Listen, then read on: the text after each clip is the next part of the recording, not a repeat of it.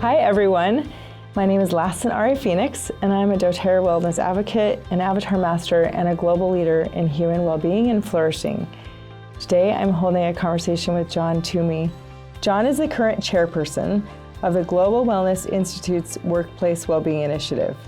He has delivered over 3,600 educational seminars in workplaces across the world, written over 800 articles, published 2 books, and is working on his 3rd. Previously, John served in high-performance roles for 7 Australian Football League clubs and supported many other elite athletes and clubs between 1982 and 2000, including the 49ers, which is my favorite football team. John is a global thought leader in well-being and is a key player in the ever-expanding $5.6 trillion wellness economy. Today, we are discussing the current state of health and well-being in the world, and why so many countries have plunged into devastating sinkhole of degenerative disease and mental illness. So welcome, John. I'm really looking forward to this chat. I am too, Lassen, absolutely. So my first question is a big one. Okay. And it's, how would you fix healthcare in Australia or in any Western country? Well, that's a really interesting one. I've contemplated that a lot. And I think, we live in market-based economies, and I think that the way to do it is to allow the market to handle it. And the way to do that would be to expand all benefits, whether it be government-based insurance programs like Medicare in Australia or the National Health Service in the UK, and private health insurance programs right across the world, and allow all healthcare practitioners to be involved in that. So not just GPs who practice allopathic medicine, allow naturopaths in there, allow chiropractors, osteopaths, homeopaths, all of them, so that all people get to choose what style of medicine they want to use. And I think if we did that, number one, people can be responsible for their choices.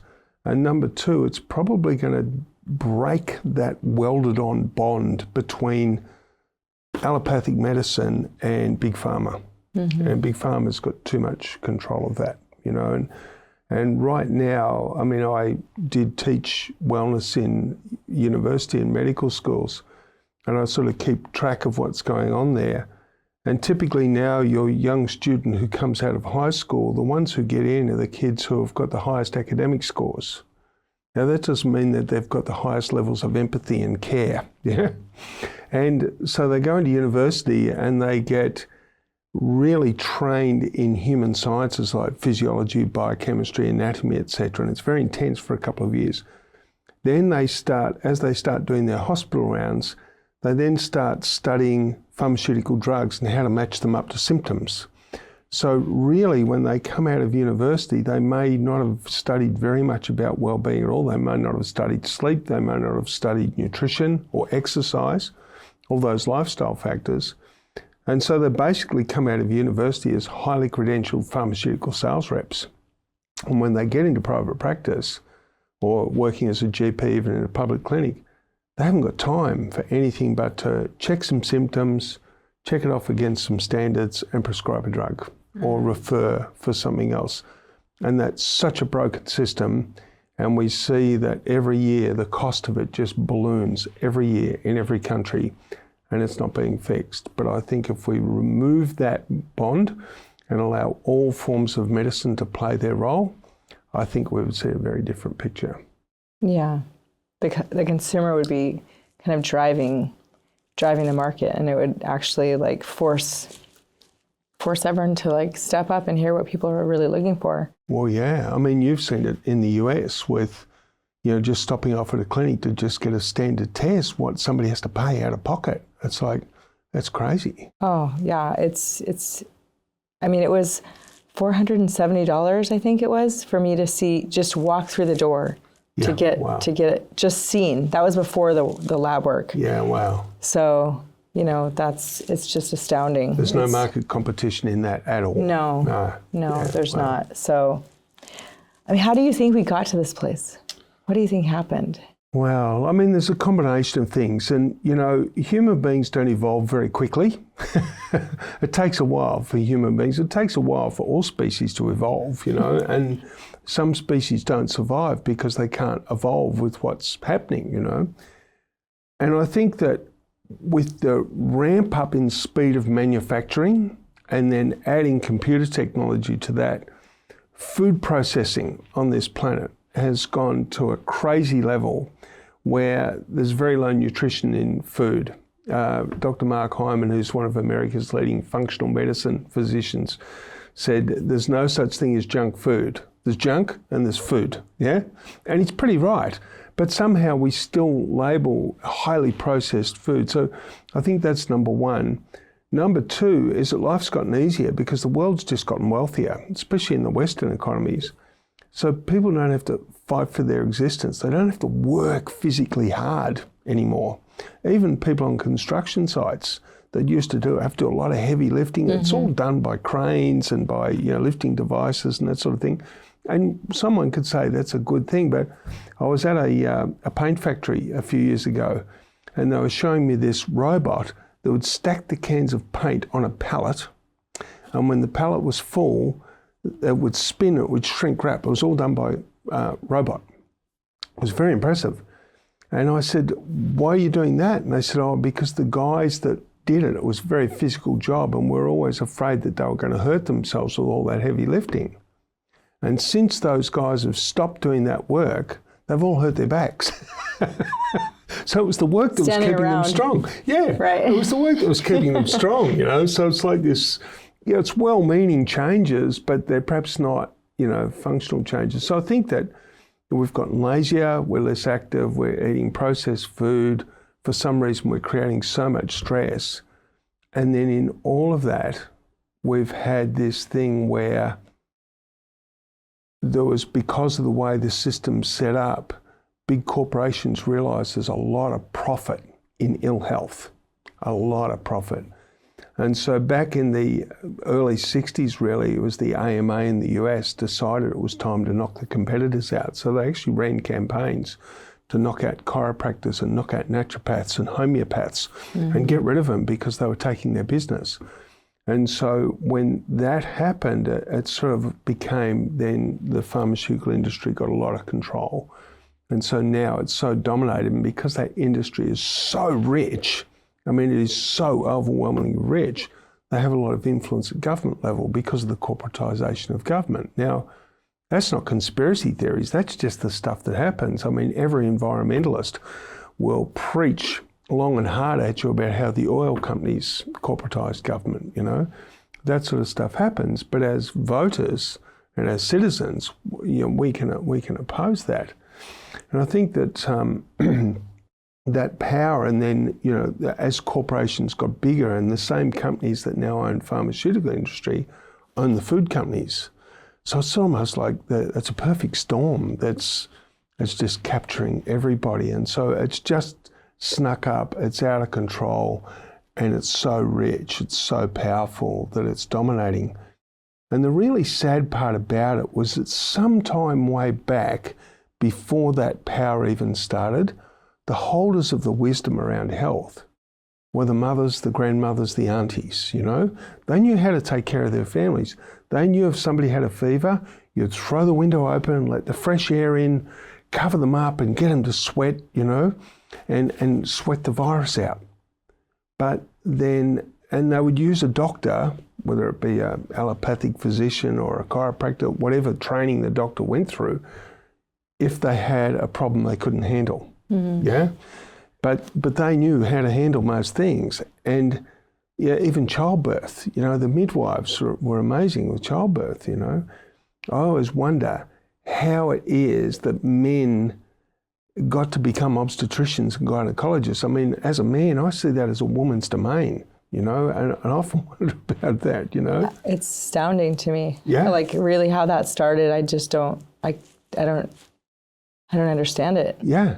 It's extremely patriarchal, and so all those things where the women and the home-based wisdom was sort of pushed out of the equation in this quest for market dominance, and it may not have even been that deliberate. I don't know, but we could argue that one back and forth, but really it was very patriarchal, where big business took control of health and and basically said, oh, you don't understand, we understand, we'll take care of things for you, we know what's best, and I remember I read a beautiful quote, one of my favourite quotes, that said, there is nothing more sinister than a vested interest masquerading as a moral principle.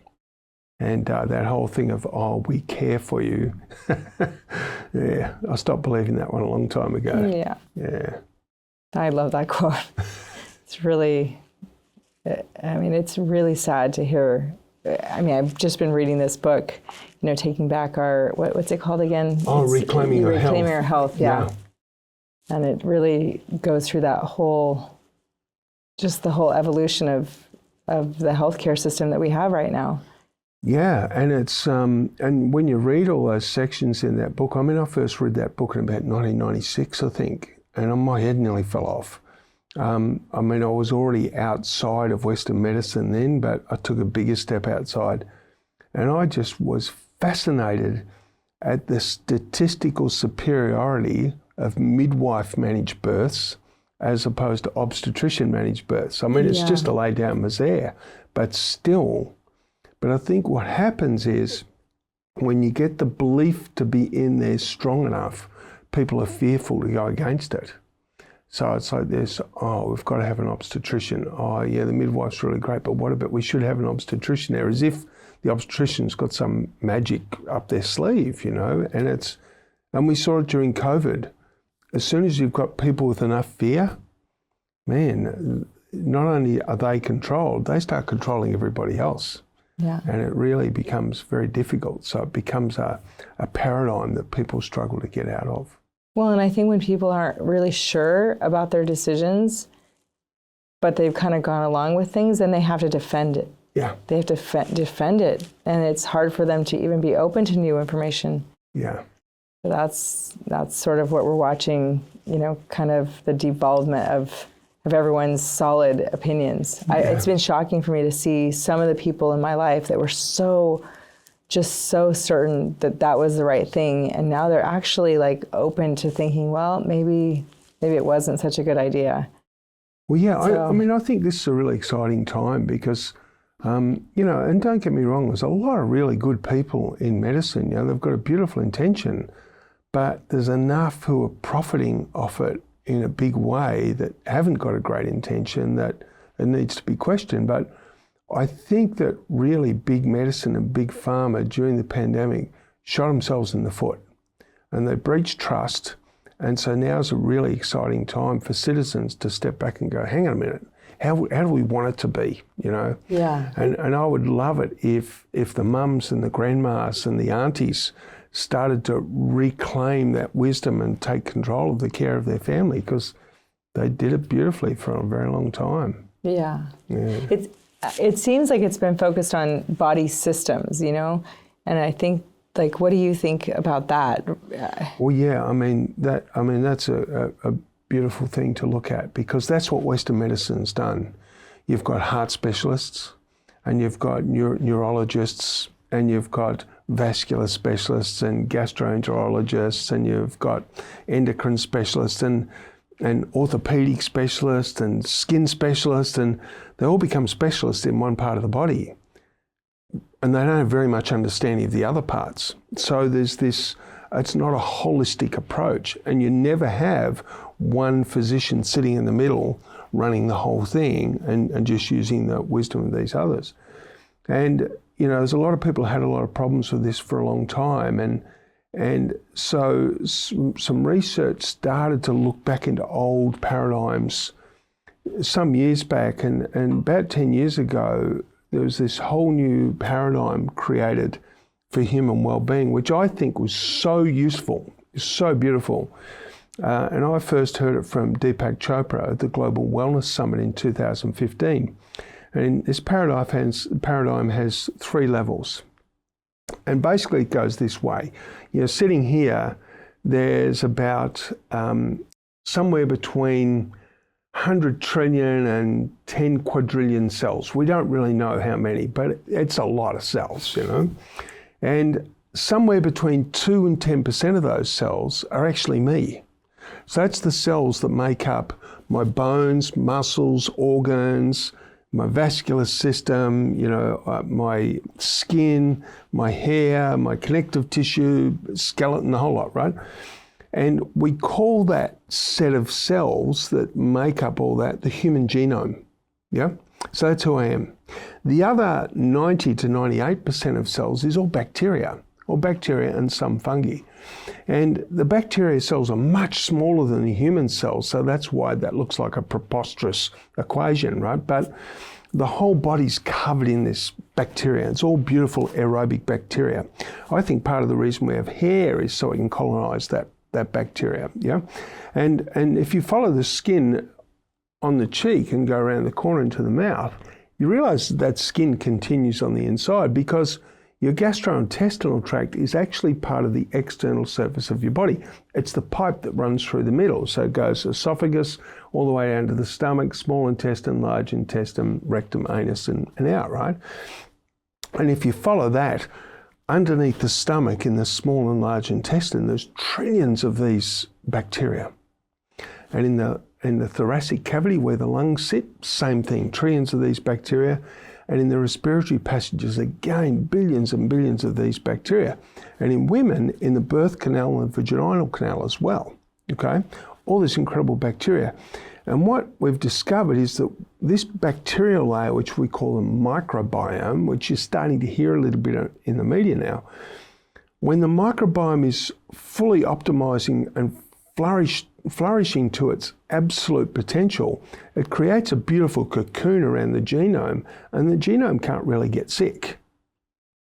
So what we've realized is that for many, many years, we've been doing everything we can to obliterate the microbiome without realizing it, Antibiotics, chlorine in our drinking water, pesticide residues in our food, overconsumption of alcohol and sugars and refined grains, which feed yeast infections in the gut.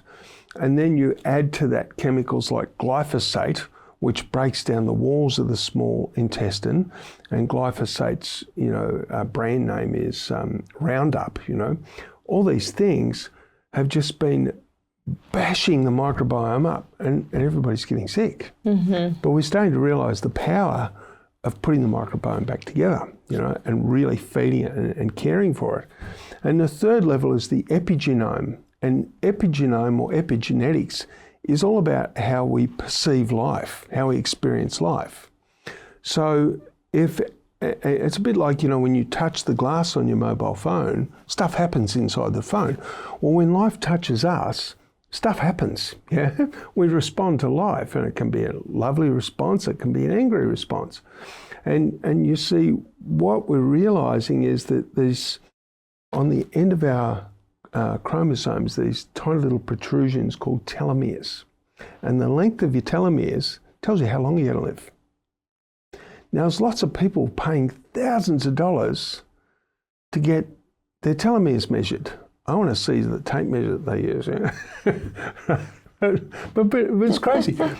And the reason it's crazy, because what we also understand is that if your experience of life is, it's hard and I'm unhappy and I'm resentful and it's, nobody cares about me and I'm not excited and I don't feel purposeful and I'm bored, and your telomeres are going to get shorter. Yeah?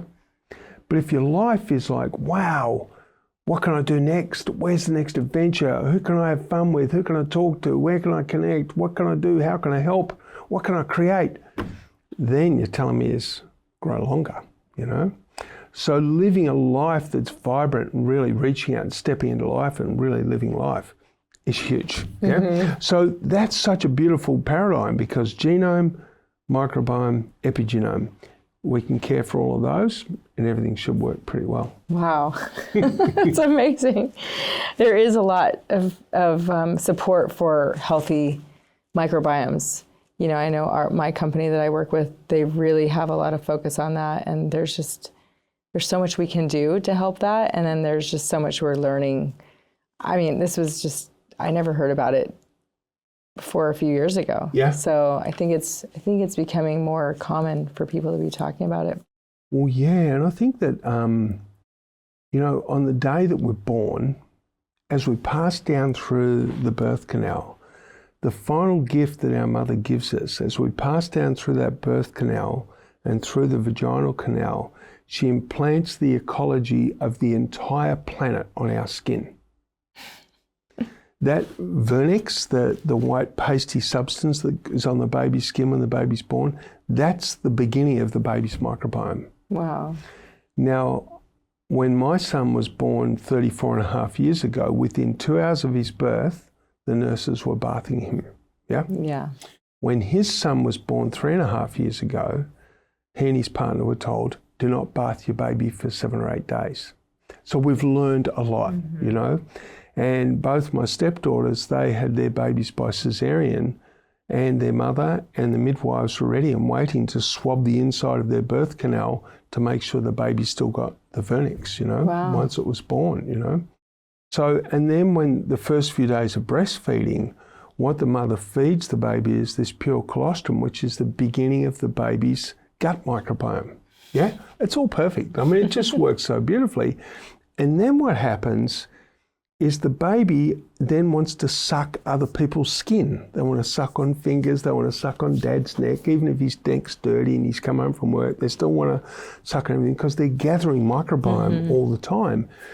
And you know, kids eating dirt, you know, they're gathering microbiome, you know, and also when kids are outside, or we adults are outside and we're in Mother Nature, we're actually trading microbiome with Mother Nature because the plants are giving it off all this beautiful bacteria all the time, and we're breathing it in, and then we're giving ours back to them, and they're absorbing that. So there's this beautiful exchange taking place the whole time. Yeah, it's pretty amazing. I love that. I just love nature so much. So it's amazing to think of it, you know, that there's that exchange happening. Yeah. Even though we're giving back to it. I love that.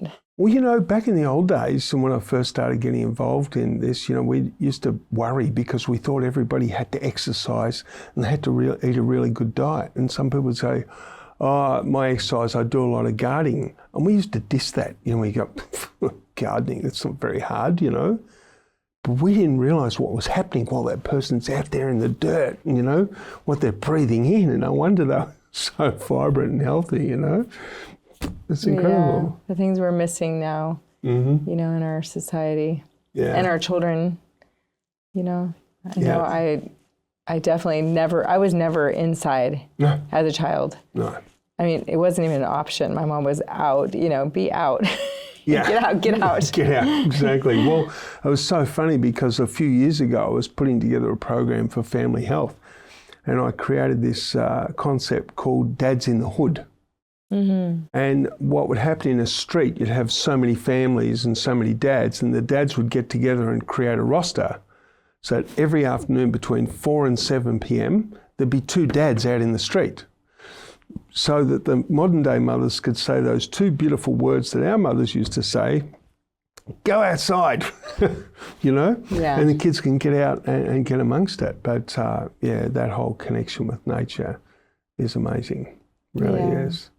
But, you know, that's where I think we can bring nature into the home as well. You know, if we, especially people living in the city, and if we're a little bit disconnected from nature, and it's fine to say, I'm going to go and walk in the park every night, but you might not have time. But that's where putting indoor plants in the house, having flowers in the house, but also burning essential oils or diffusing essential oils into the house, because if you get really good quality essential oils, you've got the essence of a variety of beautiful plants that you can actually release into the atmosphere of the house, and they impact human health in a huge way. You know, like, you know, as you would know, lavender oil is amazing at calming people, you know, and helps people sleep. There's so many different ones that people can use. And I think that we need to embrace that more, so that if we can't be out in nature, we can bring nature into the home and allow, through the use of oils, you know, really nurture people's well-being inside the home. I mean, you've seen my little grandson, Rupert, like he's 2 years old, and when you bring out the essential oils, he just comes over and he just stands there like a rag doll as you put oils on him. It's so beautiful. So as a 2-year-old, he's so sensitive to it, and he can feel it, you know. It's and that's really Mother Nature touching him. Yeah. Yeah. I've seen it with animals also. You know, they just know what they need. Yeah. And sometimes they'll be really attracted to a certain oil, and then after a few days, when whatever their issue is, you know, they won't be interested anymore, and then they'll want something else. Something else. So it's amazing, isn't it? I once read that elephants, there's been, I think, documented as 120 different medicinal plants that elephants know about and deliberately use when they need them. it's brilliant. Such amazing creatures. Yeah, they don't forget. Yeah, that's true. So what about epigenetics? What do you have to say about that? Well, yeah, I mean, again, remember I said before about how life has changed so much and human beings don't evolve quickly. I mean, you think the last 40 years ago, nobody owned a computer. 40 years. There was no such thing as the internet, and there wasn't a science fiction writer on the planet that even predicted the internet. And you look at what that brought. Now some of the world's biggest companies are digital. They're not even physical things. They don't have a physical product. It all sort of physically doesn't exist, but it's there, right? So it's massive change. Human beings haven't learned to deal with that. And then along with that, it's almost like a perfect storm, because with all of that, everything sped up, you know. And up until the early 1980s, for example, the stock exchange was a place where you invested your money in safe stocks, and what you believed you were going to get was a growth in the value of your stock and a dividend each year. So it was a good investment. But somewhere in there, it became a gambling house, because people started creating companies that really didn't have any essence to it, with a big, you know, big show, glorious prospectus, sell a lot of shares, make a lot of money, and the whole thing would crash and people would lose, right? And somehow that seemed okay. And there's then people trading shares and buying and selling, and now it's just this crazy place, you know. And so there's a lot of speed, there's a lot of pressure, and the economies have sort of gotten wild from that place, you know. And so I think what's happened with human beings, we've lost the ability to control our attention. So, for example, as you would know as an avatar master, right? Well, in Avatar, we do a lot of work in understanding how attention operates. And I think about my grandfather when he was right out in the boonies, building a cattle ranch, you know, from scratch with his brothers. When they woke up in the morning, when they stepped out the front door, their attention would have exploded out into the world, because there's so many things to monitor and take notice of, things that could interfere with their survival. So they weren't walking around thinking too much. They were paying attention to what was going on. But now, people's threats are not physical anymore. So the threats are not out there. They're happening in the consciousness of the person. So there's a lot of thinking and a lot of fretting and a lot of worrying going on. Instead of the attention being out there, the attention's all back in here. And people start to become very self-focused and self-absorbed. Whereas my grandfather was all about how do we care for everybody. And it doesn't mean anyone's a bad person, but because the changes happen so much, we've gotten caught up in it. And we need to relearn how to direct our attention and start creating life experiences that are nurturing, that make us feel good, you know? And you know, when we go and do food bank and we feed homeless people, we have so much fun and we feel amazing and they feel amazing and they're really grateful and we're grateful for the experience of being able to help them. We're also grateful for the experience that we get to go home to a warm bed, you know? And I think that, you know, epigenetics, we can either allow circumstance to get on top of us, or we can decide to get better at how we live our life and how we conduct ourselves, yeah? To really get interested in living a more virtuous life. And I don't mean a religious life, just being a good human being and starting to take notice of other people and caring for other people's suffering and having fun and connection with people. I think that's the answer to really positive epigenetics. Wow, I love that. It's like so much easier than, it's just kindness, being thinking of other people, putting our attention out. Yeah. Like really simple things. Well, it's so funny because you remember my good friend, she was really struggling. She was very depressed because she'd had a relationship breakup. And it was the first time she'd ever been dumped, And her ego wasn't handling that very well. And she was angry and she was upset and she was sad. And she called me on a Sunday to talk about it. I said, "What are you doing tomorrow night?" And she said, "Why?" And I said, "After work, come and meet me in the city." And she said, "What for?" I said, "I need your help. You come and help us." And so she agreed, and she came in, she met us at Food Bank, and all these people there. It was a busy night. There's probably 350, 400 people. And I said, "You're on the hamburgers, you're feeding people hamburgers tonight." So she got really busy and she was away at it and she was having the best time and she was laughing and joking. And later that night she rang me and she said, "I'm better." She just needed to get her attention off herself and realise that there's so much good feeling in going out there and just giving of yourself to other human beings, It's true. Yeah. The answers are not far away from us, are the answers to our problems, really. No. It's very simple. And I think that part of the challenge too is a lot of the mums in society have become so wound up and so busy, caught up in all these things, and they struggle with what it actually means to be a mum in the world, because there's this pressure, maybe they need a career, and the dads as well. But I'm really keen to try and support the mums to get back in control again of that whole, the well-being of their family, and put a healer back in every home, the grandma, the auntie, the mum, the sisters, and the dads if they want, you know what I mean?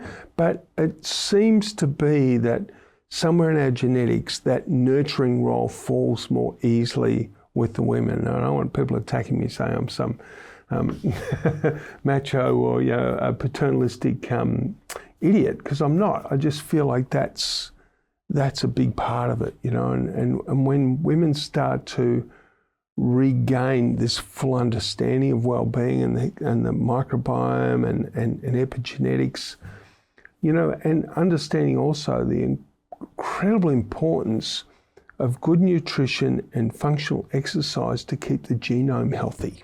The genome needs exercise of some sort, and it needs good nutrition, So I feel like we've got a lot of work we can do there. And I reckon that if we can restore that, some things will happen. Number one, a lot more people will stop choosing highly processed food, which means the food companies are going to have to change the way they do things. It's supply and demand. If demand drops off, they're going to find a new product, yeah? And the second thing is our demand for medicine will reduce. Our rates of chronic disease will reduce. People live more productive lives, and that whole medical industry will naturally shrink down, yeah? And I just think that, and then they become less politically powerful, and all those things have got to be good things. I totally agree. And I know we're both working towards helping this every day, helping shift things, helping people be more empowered and take more responsibility. Because it really does, at the end of the day, like the power lies within each of us to make our decisions, to become informed and to make better choices. It's tempting sometimes. I was walking past a bakery yesterday and I was like, oh, just keep walking, And, it's like it takes willpower, but it's, one choice at a time. Well, yeah, some of the people watching this will know who Toomey was. And Toomey was a very successful football coach here in Melbourne. He coached Richmond to 4 premierships. So if we've got American listeners, that's like 4 Super Bowls. And he went on and coached other clubs, and he was a great player himself. And Toomey never missed a morning. 5:30, he was out of bed, out the door for an 8-kilometre run. Then he would stop at the beach, strip down to his Speedos, stretch for 15 minutes, do 250 push-ups, go into the water for a swim, 365 days of the year, and then go home and do 700 sit-ups. And that's how Toomey started his day, every day. And I had a conversation with him about it, and I said, when did it get easy for you, Toomey? And he goes, you're kidding, aren't you? Easy? He goes, it's never easy. He goes, every single morning I'm at war with myself in my mind whilst my head's on the pillow. He goes, wow. It's hard to get out of bed every single morning, but sooner or later that little voice says, get out of bed, you lazy bugger, you know? And you're right, it just takes willpower, and you know, sometimes we fail, sometimes we do go into that bakery and we enjoy what we eat, then we regret it later, but then we reaffirm our decision. Okay, I'm not going near a bakery for another 2 weeks now. Or maybe we don't regret it. We decide deliberately that we're going to, you know, treat ourselves, and then we're happy. Yeah. But then we just do it again, like you said, in 2 weeks. In 2 weeks, that's right. Or whatever, not every day. Exactly, yeah. So, yeah. Very true. Yeah, well, thanks for this conversation. It's been really cool, yeah, because I just feel like, you know, we can touch a lot of hearts out there. And I really want to inspire all the mums out there to stop playing submissive to big medicine. You know, your intuition, you know, women, mothers especially, when it comes to their families, they've got an intuitive connection that nobody else has got. And I want to empower them to really step into that and own that and be okay with that and have more confidence to learn and grow and get amongst people who have got knowledge, you know, and start learning these things and learn how to take the steps to help your family get really, really well. So there's less chance of them getting sick, you know, and it works really beautifully. So there's a lot we can do. So thank you, Lassen. It's been a beautiful conversation. Thank you.